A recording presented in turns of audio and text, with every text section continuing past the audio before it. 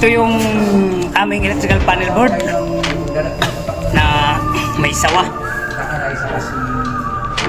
Yun, so kukunin sawa. Pag ano nga ilalim, Sawa ba yan? Sawa? Oo, pag ano nga ilalim, para makita yung dulo. So yan po yung dulo ng ahas. Putol siya.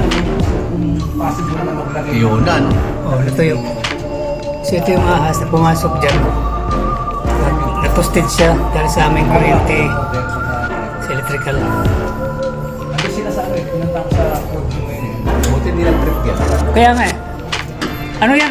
Ahas bahay. Hindi yan sawa pala. Ahas bahay. Tuyo-tuyo.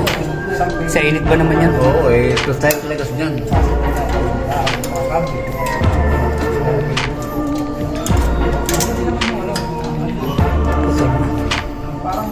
Hindi siya mabuo ah. Eh, sukutin mo sa likod. Para mabuo siya. Okay. So ito, tinanggal namin. Pwede na ito i-off. Ay, pwede na ito i-on. Wala na eh. Kung ilan hinog ako eh. I-on ko na.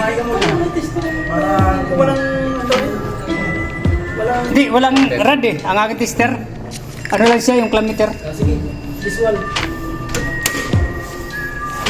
Maganda na. Oo. Ito yung ano ha. Nakita doon na ahas. Na maglagay na.